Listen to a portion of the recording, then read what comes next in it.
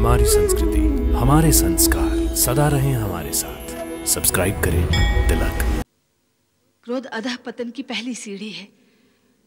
क्रोध के कारण तुम ये भी भूल गए कि यदि तुमने देवेंद्र को श्राप दे दिया होता तो तुम्हारा अर्जित पुण्य बल कम हो जाता, तुम्हारा तपोबल कम हो जाता। मेरी बात मानोगे पुत्र? आज्ञा कीजिए माताश्री। तुम्हें अपना संयम बढ़ाने की आवश्यकता है। तुम तपस्या में बैठे अपने पूज्य पिता की सेवा में जाओ, और जब तक उनकी तपस्या पूर्ण नहीं हो जाती तुम वहीं रहोगे। मुझे अपने से दूर न कीजिए माताश्री, मैं तो आपके चरणों में ही रहना चाहता हूं। माताश्री, आप कहां हैं माताश्री? माताश्री, माताश्री,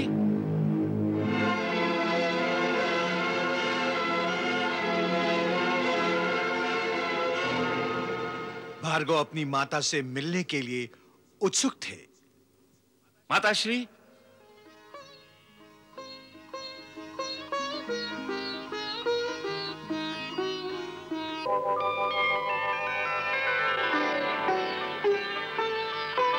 पुत्र। माताश्री,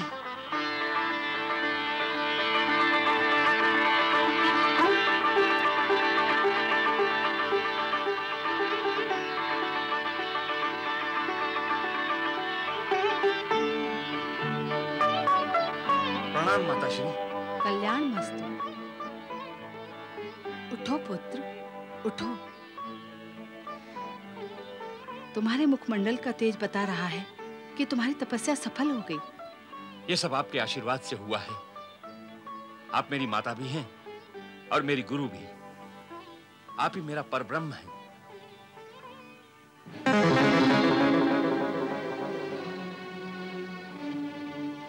माताश्री, आश्रम में ये असुर? ये मेरे शरणागत हैं। मैंने इन्हें आश्रय दिया है, अभय दिया है। आपका वचन मेरे लिए वेद वचन है माताश्री। यदि आपने इन्हें अभय दिया है तो आपका पुत्र शुक्राचार्य भी इन्हें अभय देता है। ये क्या किया आपने भार्गव, क्या किया?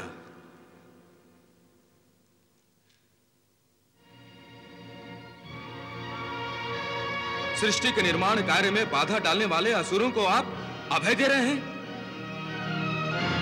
आपने भी वही भूल की जो आपकी माता ने की है। देवेंद्र, मेरी माताश्री के विरुद्ध कुछ भी कहने का साहस कैसे किया तुमने? अपनी असफलता को छिपाने के लिए मेरी माताश्री पर आरोप लगाते समय तुम्हारी जिह्वा के टुकड़े टुकड़े क्यों ना हो गए?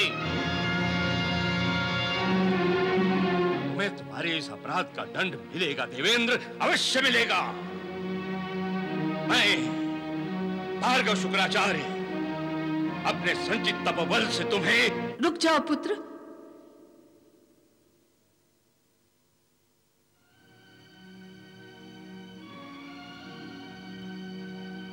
देवेंद्र ने कोई अपराध नहीं किया पुत्र। देवलोक के स्वामी होते हुए देवताओं की रक्षा करना इनका धर्म है। ये अपने धर्म का पालन कर रहे हैं। शरणागतों को आश्रय देना हमारा धर्म है। हम अपने धर्म का पालन कर रहे हैं। फिर देवेंद्र को श्राप क्यों पुत्र? जाओ देवेंद्र, जाओ और अपने प्राणों की रक्षा के लिए माताश्री का धन्यवाद करो। जाओ। प्रणाम देवी।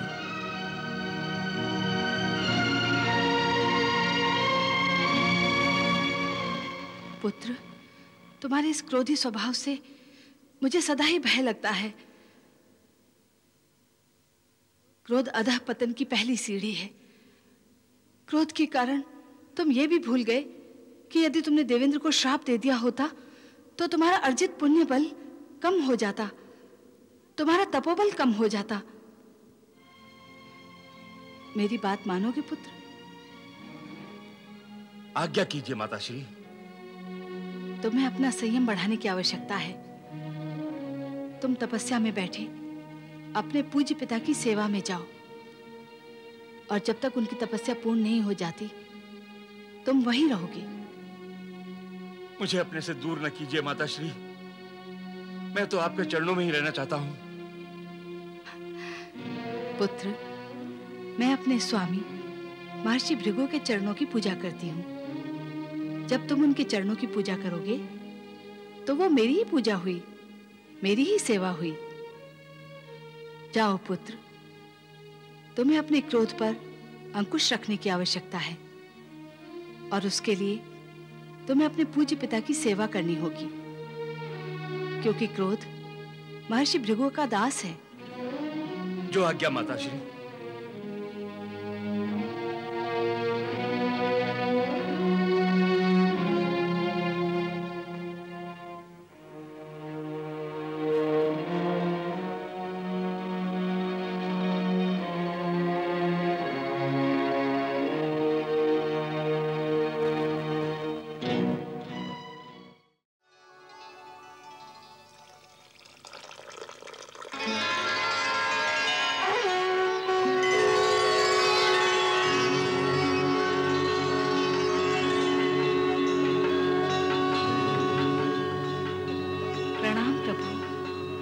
कल्याणमस्तु। हे जगत पिता, हे जगतोद्धारक, हे देवादिदेव विष्णु, आपने स्वयं मुझे दर्शन देकर अनुग्रहित कर दिया। आपके दर्शन मात्र से ही तीनों लोग पवित्र हो जाते हैं। मैं तो धन्य हो गई प्रभु, धन्य हो गई। आप तो मन, वाणी और कर्म से भी परे हैं प्रभु। मुझे बताइए, मैं आपकी क्या सेवा कर सकती हूँ? हे कल्याणी, मैं एक विशेष उद्देश्य से ही तुम्हारे पास आया हूँ। अहो भाग्य प्रभु। तुम महाज्ञानी महर्षि भृगु की पत्नी हो। धर्म का तुम्हें अति सूक्ष्म ज्ञान है, इसलिए मैं तुमसे धर्म की दीक्षा लेने आया हूँ। जगत पिता भगवान विष्णु को धर्म की दीक्षा देने की शक्ति तीनों लोकों में से किसी के पास भी नहीं है, और आप मुझसे दीक्षा लेना चाहते हैं? मेरी परीक्षा लेना चाहते हैं प्रभु? नहीं भद्रे, परीक्षा नहीं, मैं धर्म ज्ञान की शिक्षा लेने आया हूं। शरणागत की रक्षा करके तुमने जिस धर्म की प्रतिष्ठा की है, मैं उस धर्म की दीक्षा लेने आया हूं तुमसे। मुझे बताओ तपस्विनी, शरणागत धर्म क्या है? शरण में आए को शरण देना ही शरणागत धर्म है, और इस आश्रम का भी यही नियम है। जो भी यहाँ शरणागत होकर आए, उसे आश्रय देकर उसकी हर प्रकार से रक्षा की जाए। नहीं सुलक्षणी, आश्रय का ये तत्व नहीं है, और ना ही ये आश्रम का धर्म है।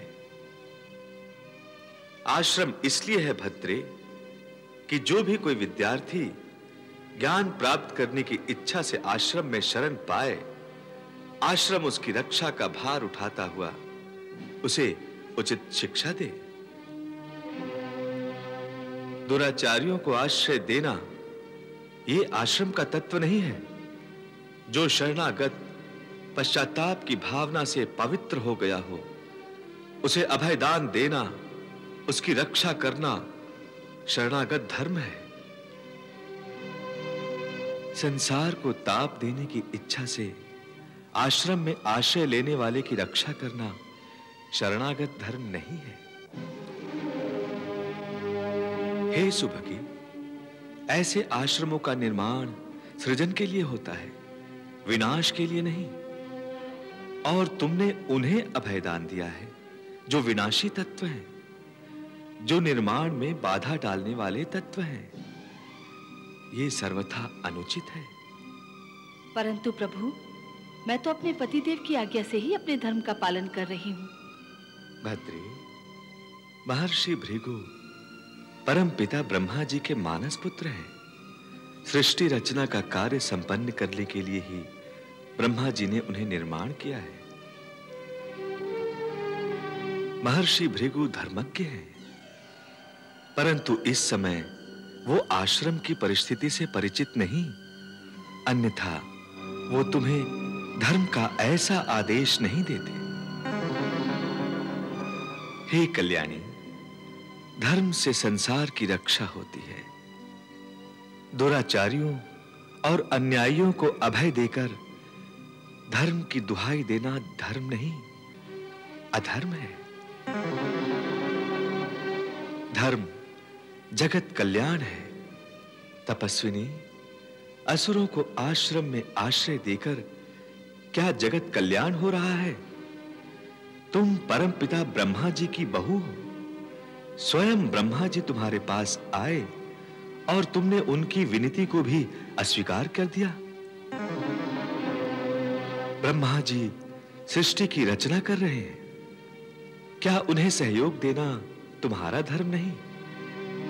और क्या तुम अपना धर्म निभा रही हो? संसार देवताओं से विकसित होता है भद्रे, असुरों से नहीं। असुर सृष्टि के ही नहीं, धर्म के भी शत्रु हैं, और उनकी रक्षा को धर्म का नाम देकर तुम अनजाने में अधर्म कर रही हो।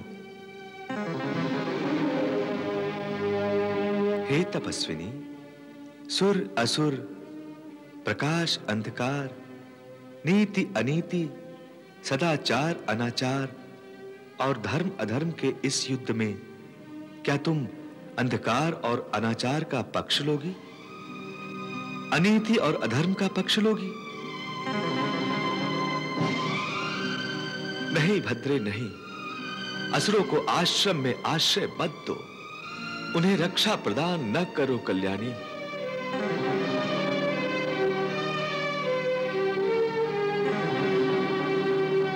मैं तुम्हारी इस चुप्पी का क्या अर्थ लगाऊं? मैं विवश हूं प्रभु। विवश तो अब तुम मुझे कर रही हो सुलक्षणी। सज्जनों की सुरक्षा और दुर्जनों का विनाश, ये मेरा धर्म है। आज तक हर किसी ने तुम्हारे वचन का आदर किया है, परंतु अब यदि तुमने असुरों को आश्रय और अभय दिया तो तुम्हारा वचन मिथ्या हो जाएगा। ये आश्रम असुरों की सुरक्षा नहीं कर पाएगा। नहीं प्रभु, नहीं। मैं स्वयं अपने सुदर्शन चक्र से इस आश्रम में आए असुरों का वध कर दूंगा। नहीं प्रभु, मैं अपने जीते जी ऐसा नहीं होने दूंगी। मेरे शरणागतों का वध करने से पहले आपको मेरा वध करना होगा। धर्म की रक्षा करने के लिए यदि यही आवश्यक है तो तथास्तु।